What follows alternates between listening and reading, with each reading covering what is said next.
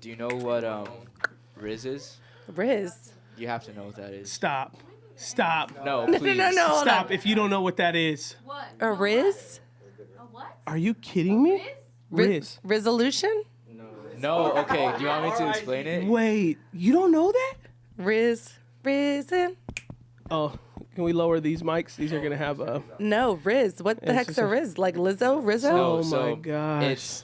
It's short for charisma. Like, it's just the charisma. So if a guy has Riz, he got charisma. But Riz is like game now. It's the new game. Oh, that guy has Riz. He's got game. Well, She has Riz. Michaela was telling me today that she was talking Like if to you're some a player, you're the Rizzler. This is wild. But I guess they use language for other stuff, which I'm a man is of obvious. the people, Alizé. It's obvious. She was like, why are you acting? She told one of her friends, she's like, why are you acting federal? And I was like, federal? What? Okay, I don't know that one. Yeah, that one's a little Federal. odd. That might be like feds. Like she's like, why are you acting Yeah, like the like the feds? feds. Yeah, like the feds. No, I So think was like, that's a personal Well, and I was word just like, choice. what is the language? She said something to me the other day, and it was short, and it was, WYM. What you mean? Yeah. What? Why can't you just write what you mean? All right, let's get started. Welcome everybody to Beyond I Do. As you can see, we don't have Gen Z kids. Yeah, I don't like. Your head will hurt if you try to understand Gen Z too much on their word phrases. That's why we have Andy here to help. I like Riz though. I think that's a very good invention of theirs in terms of its Riz? charisma. Riz. It's like person's got game. I agree. Confidence. I really like that one. Like that one's like. Well, okay, Andy, that does makes someone sense. use that on you? Is that why you like it? No. I use it on other people. No, Oh, Yeah, okay, he got- okay. All right, Nancy has the question we're going to tackle for today. I'm going to let Nancy read it. Did you already because I say don't welcome to Beyond Idea? Yeah, I said, hey, everybody, welcome to hi. Beyond I Do. Hi, Yeah. Hey, Ashley. Welcome to you're Riz. that. I know I do have. You, on the other hand, do not have Riz. It's the three. You can't be cute. You can't be cute, funny, and smart. So I'm just You're all cute. three, Ashley. I'm just cute and funny. You're No, she's all not three. funny. I'm not funny. She is funny. hilarious. Stop. She's goofy. You're such a hater. I compare her to like she's like Jim Carrey. It's like, and he's funny. he's not funny. He's goofy. He's hilarious. His goofiness leads you to Oh gosh, laugh. you're such Like, a hater. That's the difference. Any wives out there have husbands that are just haters. Yeah, funny are like the Okay, the whatever. stand-up comedians. The Leave me you alone. know the You're Jerry funny, Seinfeld, Thank you. the I Kevin take it. Harts. Like I'm funny They and have cute. humor. You just a goofball. All right. Hey Jermaine, welcome back. Hi, Good to see welcome. you. Sorry you missed the last podcast. Nancy, let's go ahead and jump read into the this question. conversation. Nancy's been bidding for this for a couple weeks now, so Yes, It's, I like uh, to listen to our listeners. That's Okay. why. Yeah. Okay. Aw. appreciate So this person said, which I will keep anonymous, said because we do have their name on the profile. No. I have a friend, quotes, that shared to be struggling with initiating sex with his spouse. In a moment of vulnerability, he shared that every time he brings up the topic with his wife's responds with, "You should know by now how to turn me on." But when he asks what you like or try to learn, she never shares. Scheduling hasn't really been successful. Don't know what to tell him. Any advice on what to say? Thank you. We responded, and then he said, "Awesome, thanks. I'll tell my friend." LOL. Oh, because So it was it's all from- in it's quote, from him. unquote. I'll tell my friend. Hit from him. What did we respond? We responded an answer. We gave an answer. Yeah, we said, "Oh, we'll bring this up to the team." Oh, okay, yeah. I was like, Wait, you answered already? I'm like, you gave him advice. No, I can't give advice on that. Do share. It's like, Wow. wait. She's like, and we answered it. He said he's good. Yeah. Like, I just I'm like, I don't Check think it in a week. Yeah. I don't remember answering that at all. No, I'm sweating now. Okay, yeah. You She's like, I'm so nervous. She's right like, I'm now. off the mic. Take me off now. Okay, so let me, because I forgot what the question we were weird. Oh No, I my know what gosh. it is now, but I'm saying when you first said like, oh, let's answer the question from a few weeks ago. I was trying to Oh, remember you're like, what was wait, the which question. one? So now that I heard it, let me recap. The guy's saying that he struggles initiating sex with his wife. When he does, she's not into it. And then when he pushes more for a response, why not? She says, because You if should know what I like. You should You know should what I like. already know what Okay. turns me on. And then Scheduling is not working. schedule's not working. Okay. Okay. Ashley. Well, I think that it's initiating sex obviously has to be both have to be into the moment with partaking in sex. Both of them have to be able to be willing to initiate. So it can't just come from one party, because Adam and I have had that story before where he would initiate it all the time and I would push him off, or I'd be like, I'm not in the mood, or I'm not tired, or I wasn't into it. And we had, or you were insecure about your body or whatever, you know. And there were things that we had to really, we had to talk about between the two of us, but then we also had to get in community where we knew that they're in a different marriage where sex was healthy for them. And we had to ask them, how are you guys communicating this?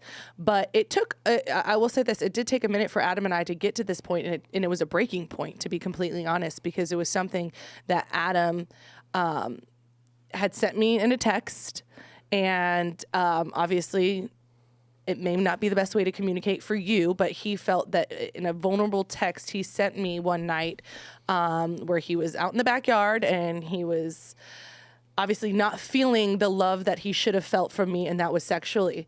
And so he explained over a text, like, I love you. There's nothing more than I want to do than be with you. I cherish every time that we're together. I don't know how much longer I can be strong enough in my in being intimate or not being intimate with you to stay committed, in the sense, to you. And that wasn't him saying, I'm going to step out on you, I'm going to cheat on you, but he was basically saying, this is something that is so important in my marriage with you. I want to be intimate with you, and I don't feel like that is being reciprocated on your end as far as trying. Is there something, like, we're best friends just living in a house without the intimacy part of things? And you can add on if I've missed anything.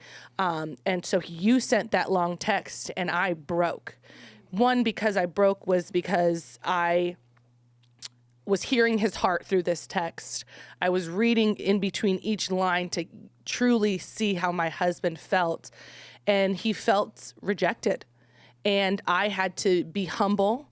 I had to have humility and say, where do I need to do better as a wife? Because this is technically a call for help from his wife, that I need help in this area sexually.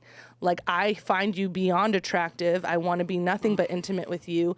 And it was me saying that I was tired, that I had the baby, and made excuses after excuses, to where after that broke me. And so because he was honest and transparent about how he was feeling sexually, I then had to open up myself and say, why am I not fulfilling, one, my husband and his sexual needs, but also where am I lacking to where I don't feel confident enough to have sex?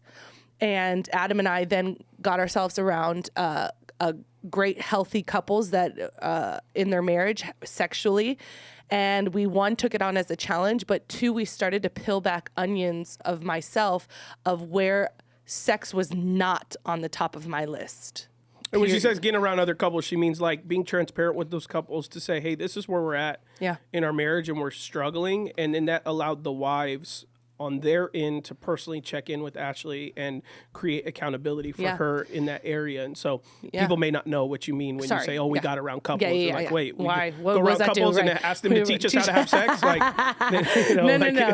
No. They poured into me. The women pour into me, pour into what I was going through. And it was, like I was saying, I was peeling back the layers of onions, where I said, I looked and viewed sex not intimately, and this was some time. We already had Matthias at that time, right? Yeah. We had Matthias, and so sex was to have a kid. Sex was to keep you happy. But I personally never enjoyed it, because I always thought, even leading up before Adam and I even got married, because I was sexually active, that it was just something that men desired, and to keep a man, you put out. And so that's what I did. I felt it's not for your own personal enjoyment or whatever. Nothing. So for me, there was never a time where, even in our marriage, from the beginning to where we had this conversation, where Adam could tell you what I liked. There was nothing, because I never experimented experimented in that kind of way. All right, you do missionary, okay, you do other positions, whatever it may be. That was something like, okay, whatever you want to do. Yeah. It was whatever Adam wanted to do, as long as it made him happy, kept him happy. And then it kind of went into a dry spell where I was like, okay, Maybe once every 2 weeks, then he'll be happy. Maybe once a month, he'll be happy. Hey, I had he doesn't seem to be fussing. So, you know, he's, you know, like he asks, but I say no, but he doesn't like ignore me. If like, that's how you were rationalizing it. You wanted me to throw tantrums in order for you to then go, okay, maybe I need to do it. Right. But because I'm personally a guy who is very in control of his emotions, I don't throw tantrums. I don't show frustration outward. I'm always going to still be everything I am. I mean, I fail and I sin, but like in terms of my emotional IQ, like that's very high for me. So I would never, if you were like, no, and I went 2 weeks without having sex and you were like, oh, I think Adam's good. Really, I'm going through it, but me asking and you saying no, I wasn't going to go, I can't stand you. This is stupid. And you know, whatever. That's just not how I express my thing was I made it known. You know, she don't want to, so you know, and this then is life, all right. Yeah, and you so know, he basically said like, this is life, and in that season of me pushing him off, I didn't realize I was building these blocks on top of each other for myself, not even for him or against him, but it was more so where he would just leave me alone and not ask, and he's like, because I don't want to get shut down again. Yeah. And not until I got that text, because like I said, he's very in tune with his emotions, but this text was a lengthy text, and I read his heart through it, and I said, he's serious. And it wasn't serious of like, I need this.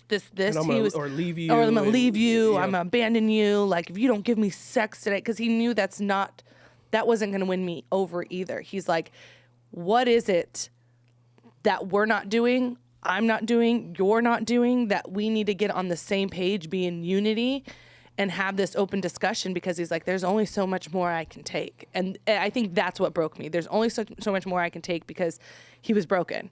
And to be intimate with your spouse is obviously a covenant of God as well, to be able to be one with your spouse, one body, one flesh. Yep.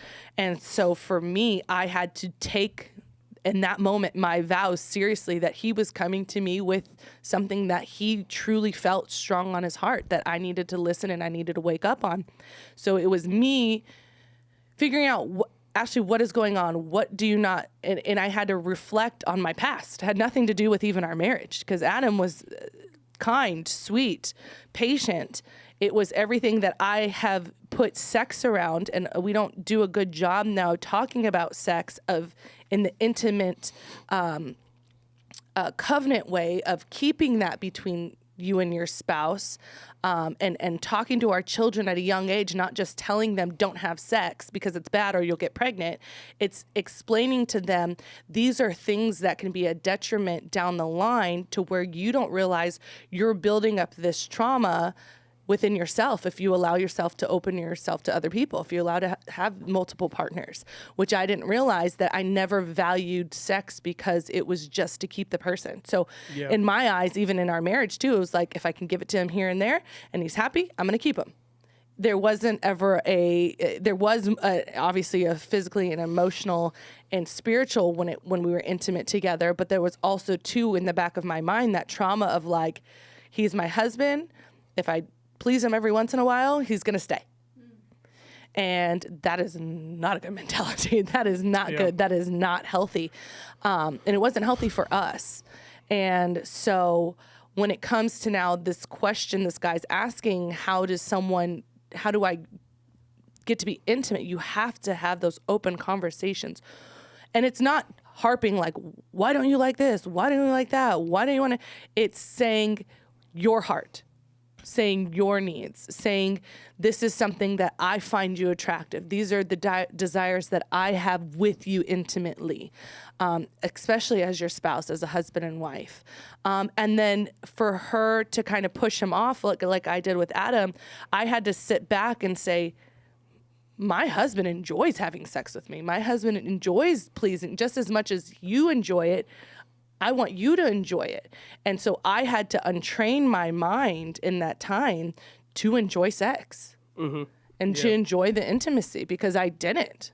Yeah. I didn't. I was just like, all right, we want to get this. Let's do 2:00 on Tuesday. All right, let's get it done. Yeah. Yeah. Well, I think, and for me, like when we had that conversation, that was 5 years into our marriage. And, I'm a pastor, so we do marital counseling, premarital counseling. So I'm not stupid. I'm not so stupid that I don't know that when a couple is not sexually active together, a husband and wife, when they're not enjoying each other physically and intimate, that statistics are statistics. You are headed down a road of either a divorce or adultery. That's your future. Right. There are very few people who sit there and be punished for their whole life in that way. Most people, because we're human, and I'm not giving credence to say, oh yeah, if your spouse is not giving you sex, you have every right to go have an adultery or divorce. Right. I'm not saying that, but what I am saying is I know what humans are. I know the way they are. If you go commit adultery, you are 100% responsible for the decision you made. But that does not mean that the other party is completely innocent. That does not mean that. 1 Corinthians says that a spouse is not allowed to deny their partner their body in sex. So if adultery is a sin, you denying your partner sex regularly is a sin. Yeah. It's a sin. So don't create the hierarchy of sins and say, oh yeah, but they broke the marriage covenant. Yeah. All I'm doing is telling them, no, you can't sleep with me. Well, you're also what you're doing is someone who's struggling with depression and suicide. You took a gun, you loaded it, and you put it by their pillow. And you said, well, if you pull the trigger, that's on you. I had nothing to do with it. No, you supplied the gun. Yep. You put the bullets in the trigger. Yes, if they pull it, they are they did it. Yeah. Of course. Yeah. We know legally, we know everything, like you're off the hook, right? Yeah. But when you really say, but was it wrong that you encouraged a person towards that? Yeah. Or a person who would abuse someone who is having depressive thoughts, say, oh, you're a nobody, you should kill yourself, and then they do it, and you say, well, I didn't do it. It's like, well, you kept saying that every day. At some point, you were influencing their decision. Absolutely. You should be held accountable to a certain degree. It's not your fault, but their accountability should be to you. So in a marriage that is not regularly having sex with each other, when one partner does want it regularly, if you are regularly denying them, you're in sin. I mean, there's no way to cookie cut it. There's no way to say it nicer. Corinthians says what it says. It says a spouse that denies their partner sexual intercourse, it's not permitted and it's not allowed. And it says unless it's the woman's time of the month, and it gives some caveats, right? And it's saying, oh, well, then if he wants it every hour of the day, am I supposed to give it? No, there's stuff within reason. Right. But most of the couples who are struggling with this, the guy's like, man, I mean, right now I get it once a month. Can we start once a week? And then maybe twice a week, and that was my premise. As I was sitting there and I was looking at our kind of schedule of what sex looked like, it was like, sometimes it was like twice a month, once a month, whatever, because I kind of gave up. Yeah. So then that's when I was real with myself to say, hey, 5 years into marriage, I'm still good. I'm not looking at other women. I don't flirt with other women. But in 15 to 20 years from now, or even 5 years from now, if this keeps up, and I'm having a really tough time. I'm having a tough time with my kids, my finances, whatever outside stuff adds to stress. And for men, the way most men deal with stress is through a huge way that they alleviate stress is through sexual intercourse. Yeah. So the higher the stress levels for a man, usually a lot of times he has a more desire for sex. Right. So that's why a lot of times adulteries happen through high stress seasons, right? A child may be sick. You may be going through financial tough times. You think to yourself, why did this person have an affair in the middle of all this going on in our family? Well, because stress added to the development. And if you and your spouse are not lock in step in that season of fire that you're going through as a spouse, then what's going to happen is one is going to isolate themselves, and there's going to be a coworker, a neighbor, a friend who's going to come in, and they're going to put their arm around them. And they're going to say, hey, it's okay. You want to get coffee? You want to talk about it? You want blah, blah, blah, blah. DMs are going to happen, which is all foolish stuff. It's foolish. Right. But I know I'm human enough that I can make a foolish mistake. Absolutely. I've not perfected this life with Jesus. I believe I'm extremely disciplined. I believe I'm very strong, but I'm also not naive enough to say that I look at couples in the face, and there were couples struggling with sex, that I was struggling with the same thing, and the advice I was giving them was obviously the advice we weren't having in our household. Didn't make me a hypocrite. It meant The truth was the truth, and we weren't abiding by the truth. I wish we were in that case, but we weren't. And so I'm sitting there at 2 a.m. one night, and I'm going, I don't know how long of a runway I have before I make a decision that ruins this family, ruins my career, ruins my calling, ruins my purpose. And so I'm going to get ahead of it. That's all I'm going to do. And I'm going to make my wife know that this isn't your fault, these thoughts I'm having. And I was like, there's no one I'm looking at. There's no one who's, but here's the reality. I do enough counseling to know the signs when couples are not having sex, when stressful times come, then temptation comes around the corner. Right. And I will not be that guy. I don't want to be that guy. And so we can either partner together and fight this thing and communicate, or you're going to tell me, Adam, that's your fight.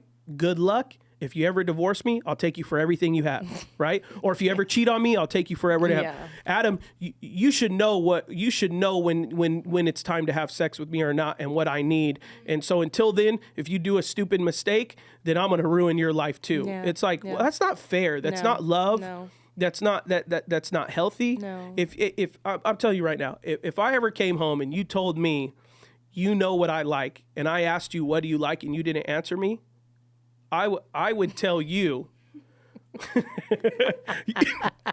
you know what I would tell you. I would tell you, well, I like having all the credit cards to myself, and so I'm going to turn them all off tomorrow. That's what I'm going to do.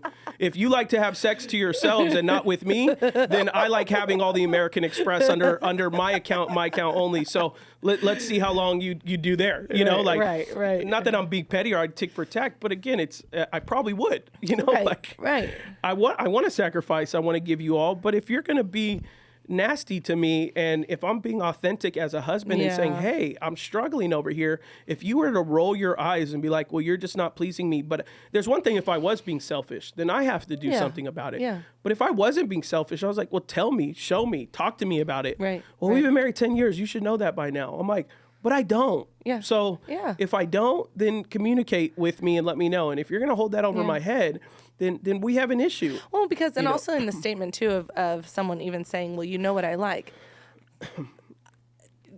You could say, you know what I like, but it changes all the time. Like, you're like, maybe you want to do something this way. Maybe you want to try it this way. And I think it's just having that, I think we have to get back in a marriage of having that fun, like, quirky dating, like how we talk about within our couples, like where they'll be like, oh yeah, we role play. And you're like, what? Yeah. What is that? And so then you make fun, you have fun, you have you date your spouse again, and try to create a new memories and new fun. It came down to where you and I, we then became the challenge to everybody else. Yeah. And I think within our marriage, well, and part of the problem is nobody. A lot of people don't really have mothers and fathers anymore, or they think that that's talking about sex and sexuality is inappropriate. Yeah. And so, you look at a Christian person or even a non-Christian person, because there's a lot of people who aren't Christian who still, most of them struggle too. But this idea of like, well, how am I supposed to talk about sex and how to have sex? Like, you got to imagine, as like, if you're a young guy, right? And maybe now you're 35, 40, whatever, but you're a young guy and your whole life you've been told you can't have sex out of marriage, or maybe you did, but you had slight guilt, or all your buddies knew was what you watched on porn or whatever, right?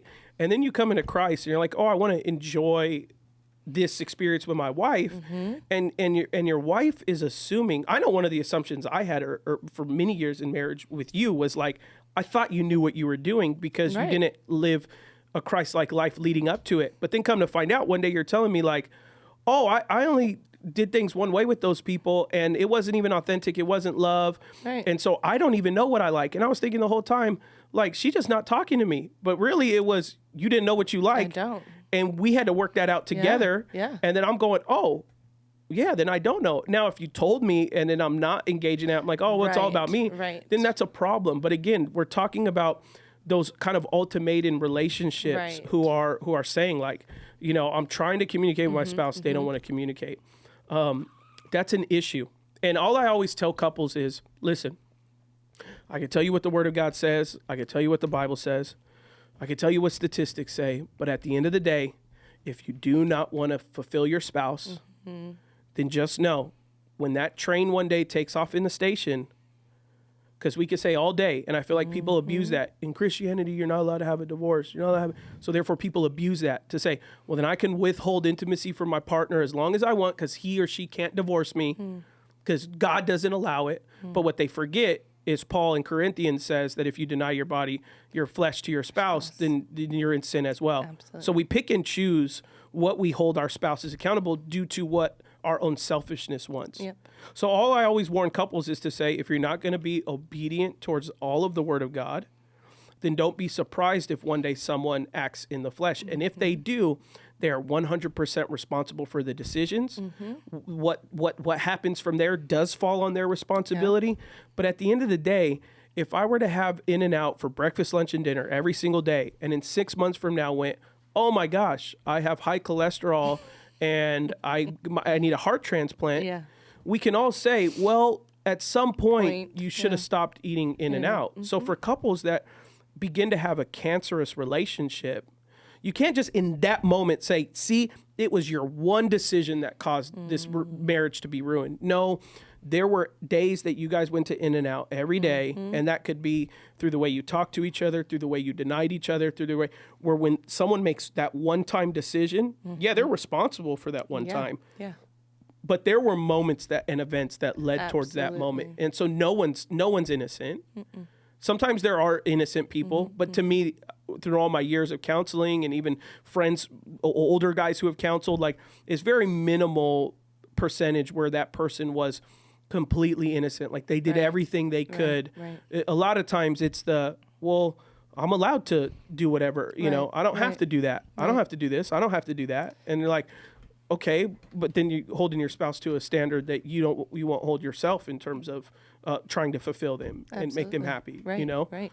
Yeah. And even in that time, I think when I had said that I made it harder for myself after Adam had sent that text, I made it harder for myself because I had pushed him off so much that I started building these blocks of not resentment from Adam whatsoever, but of, what would you say? It's more of I don't want to be turned down.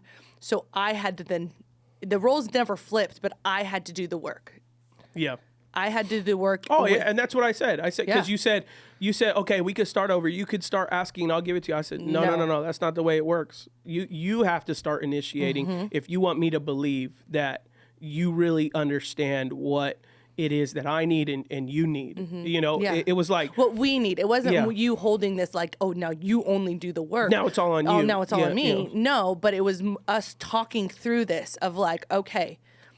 I'm like, I got to rebuild trust towards you. Absolutely. Because I told her, I'm honest. This could last I'm all at of the 2 moment. months and you make me happy, and then here dry another 6 months. I said, in this moment, I am fully convinced that you are not attracted to me and you are in a relationship with me due to convenience and not affection, love, and intimacy.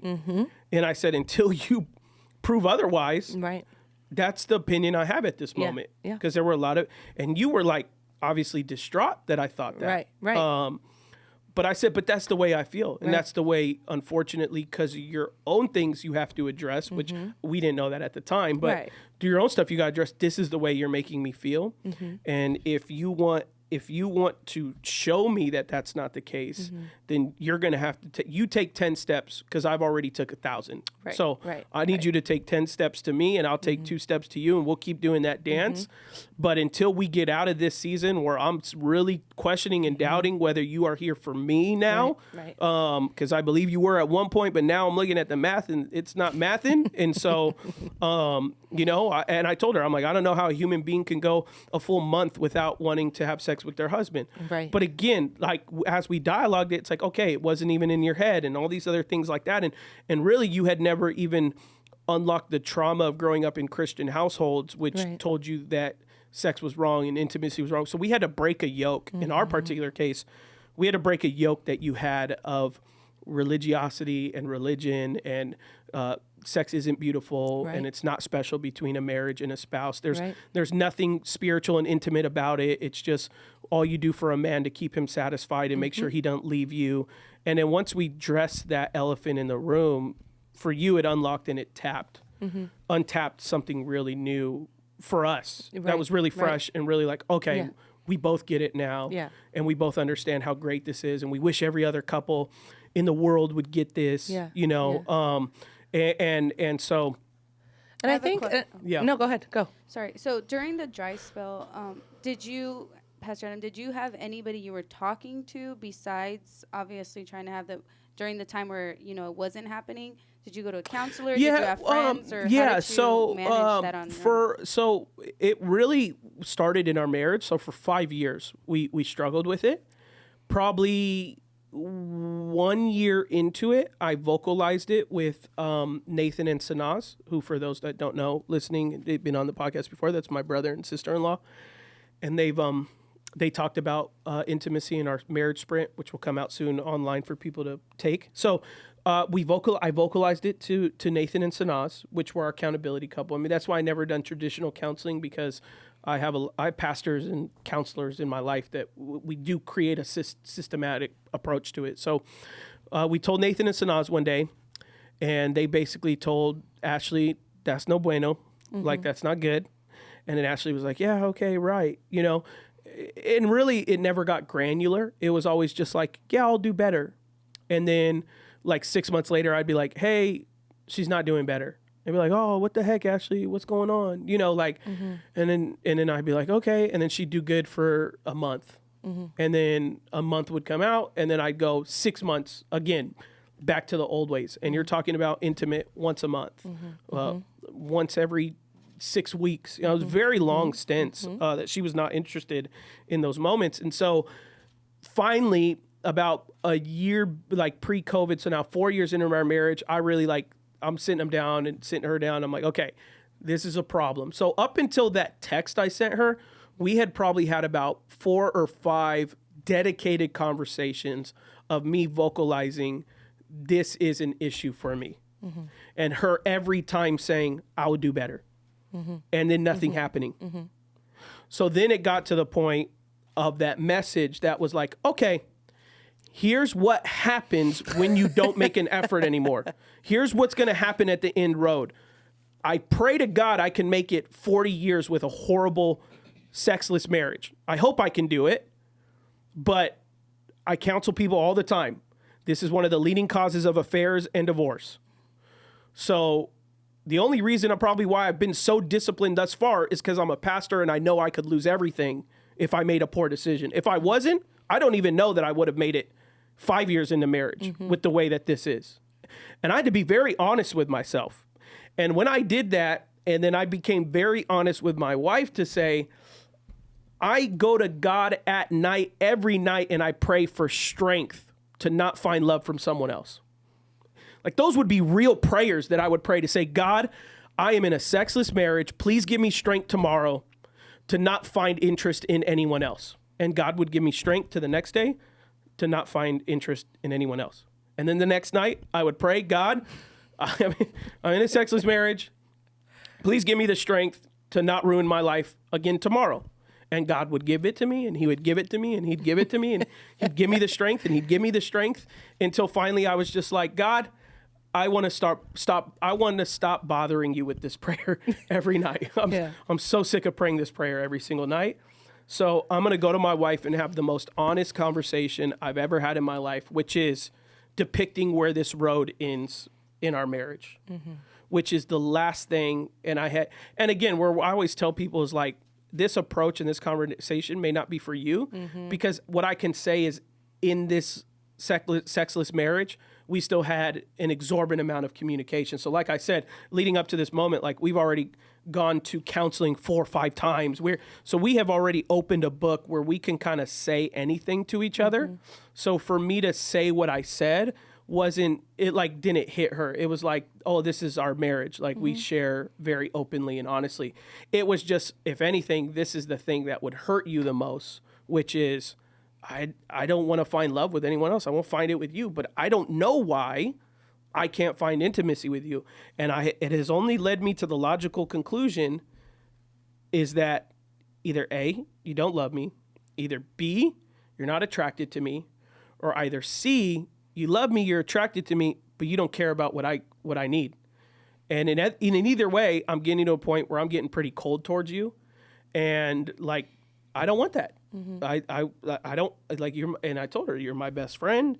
I think you're beautiful. Like if I've not told you you're beautiful enough, tell me. If I'm laying it like whatever I got to change, I'll do it. I'm not sitting here and saying I'm perfect. And I told her, if I have to change something, tell me. Yeah.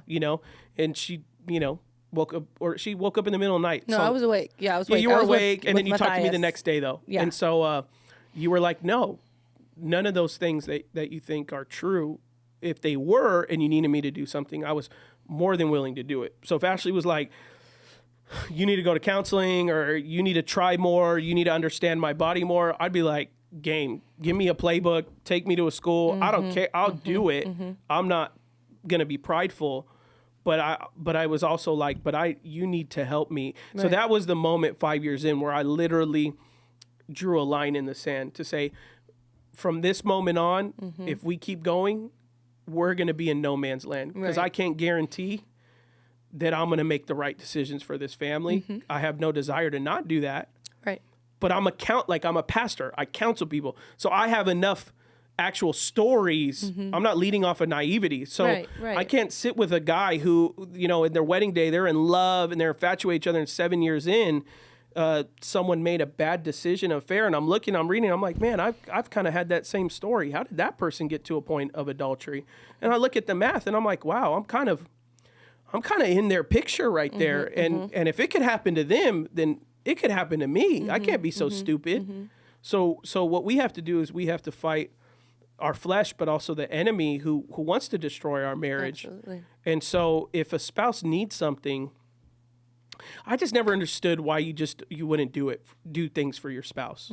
Like, I get it if I was asking for it 3 times a day, then it's like, come on, dude, give me a break. But I just never understood the deliberate, like if I deliberately was like, every day I'm going to leave all the drawers open in the house just because I don't like you. Yeah. Like it just... Yeah. Yeah, because I also think, too, that a lot of, I would say for myself, was what I would say, too, is like, I'd be like, oh, well, my sex drive isn't there. I think that's what a lot of people use as an excuse. So a lot of times I think it's just the excuses we like to make, because I could be completely honest, my sex drive wasn't there. Yeah. But it has nothing to do with my own personal sex drive. It has everything to do with where I want my marriage in my life, and where I hold my marriage to, and how I hold it up high, and how it is my first ministry. And so I had to get out of the way. And I think that's what we talked about. I know Aaron and Eric have talked about it. I know Sadans and Nathan have talked about it, that it is when you are in a marriage and you are married to someone, it is such a selfless action that you have to continually think about each and every single day. Like, it is not to say, yes, you can think about yourself, having your mental health, absolutely. But when I am doing this thing called marriage with my spouse, I take an account to your emotions. I take an account to your feelings. I take an account to your hurts, your struggles, your wins, your losses. Because on that day, when you say I do, you leave and cleave to your spouse, and your body becomes one. And so anything that you should be feeling, I should be feeling the same. So like when you did send that message, I was crushed that I could make someone that I absolutely loved so much feel so little. But I think it's having that honest, open conversation. Like you said, yeah, we've had it multiple times. Hey, it's not going any better. Okay, I'll do better. Hey, it's not going better. Okay, I'll do better. If you're continually doing that and not truly telling the spouse your heart, which takes very much a selfless act and a humility act to say, this is how I am feeling in this moment, you'll be able to see where your spouse lies, because you literally were throwing that hook. And I, like you said, I could have swatted it out the way. Yeah.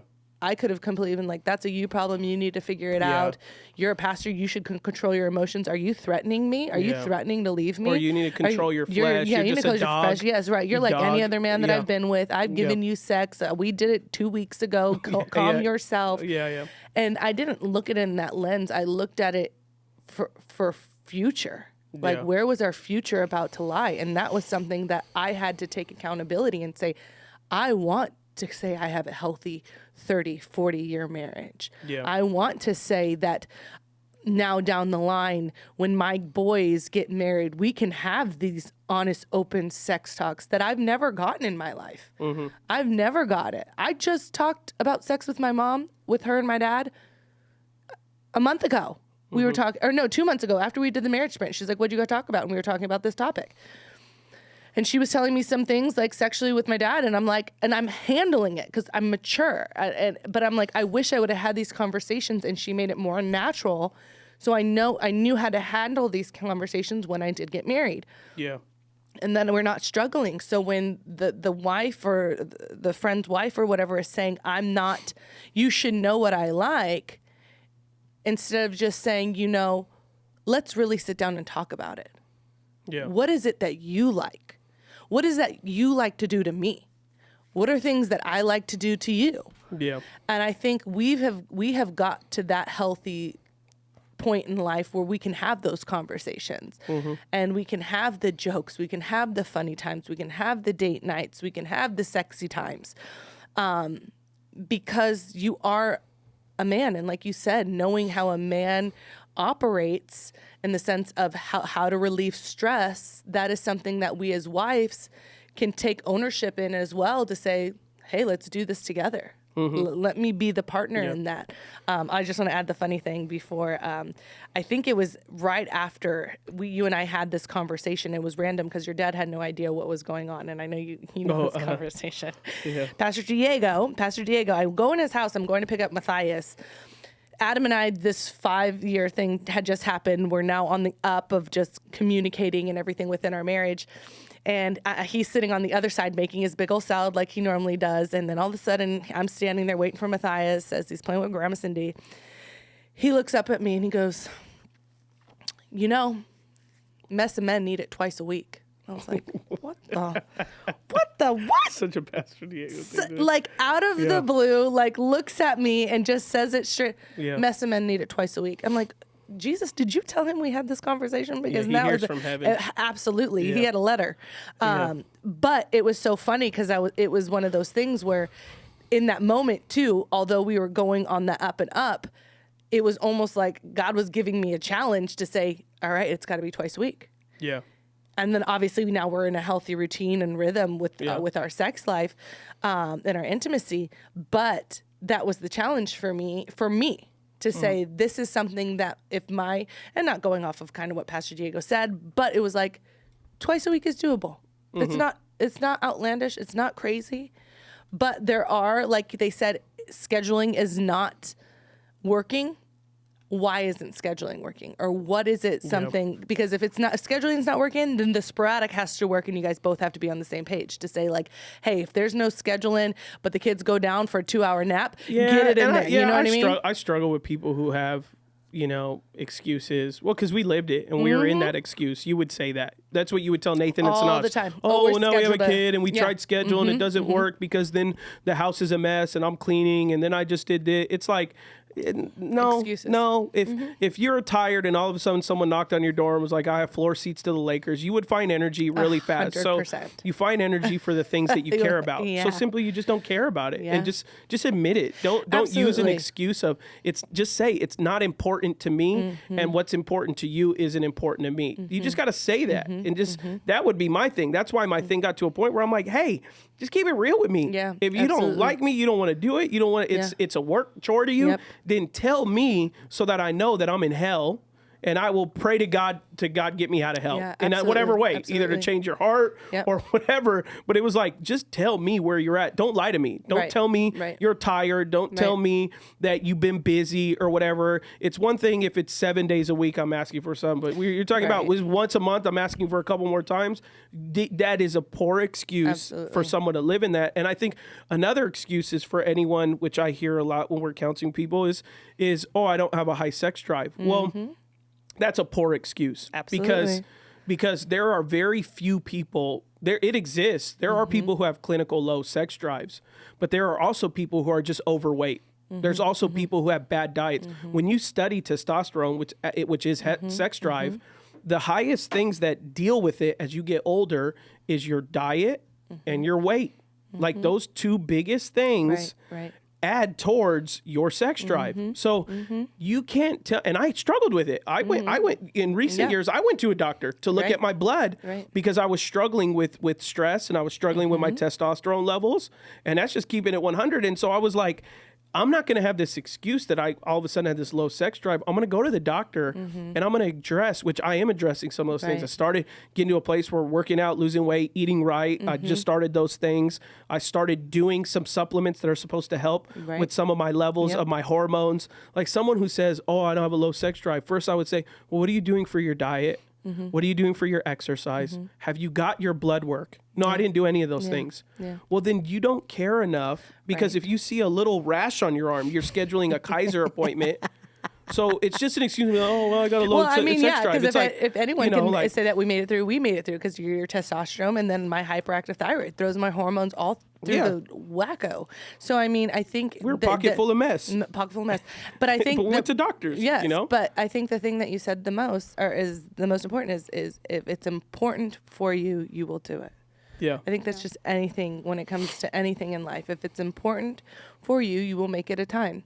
Like making it a priority and not an option. And that was something that I still hold true to myself, that like my marriage is a priority. It is not an option. Yeah. How in my marriage am I going to keep it pure as we can, keep us in unity, keep us in an alignment with Christ and his word, and how are we going to have fun while we're doing it? How are we going to enjoy this life while we're doing it? How are we going to continually re-fall in love? And I think a lot has to go back to making things a priority. And if it's an option, then don't be upset when your spouse makes you an option.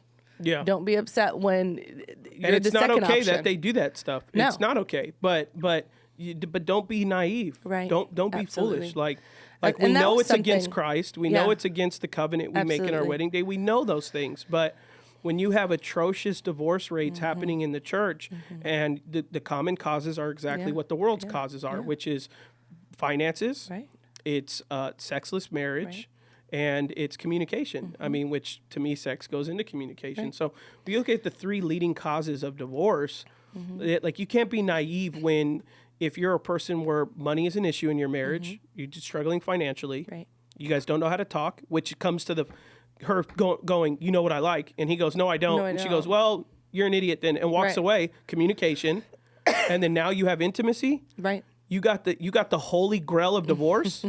Like, fight this thing. Right, Like, right, don't. right.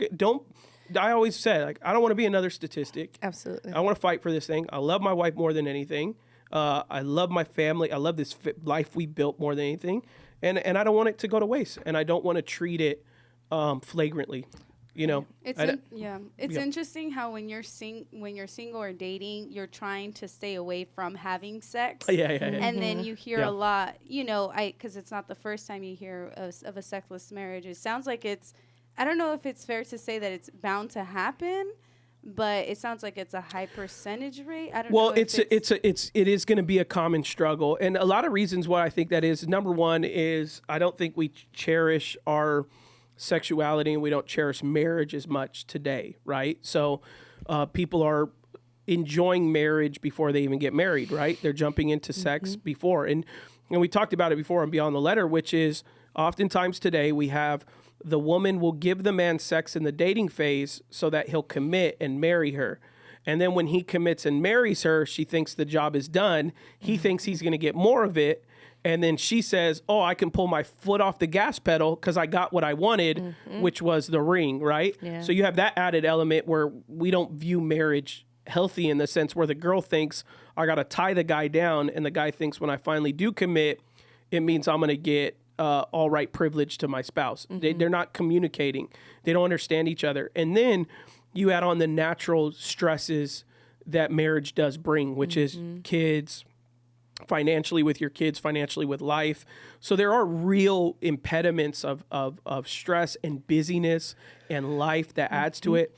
But I'll say this, like three years out of that conversation 5 years ago, I couldn't be any happier. So it's possible. I'm coming from a guy who was intimate with my wife maybe once every 4 to 7 weeks to extremely satisfied in my marriage.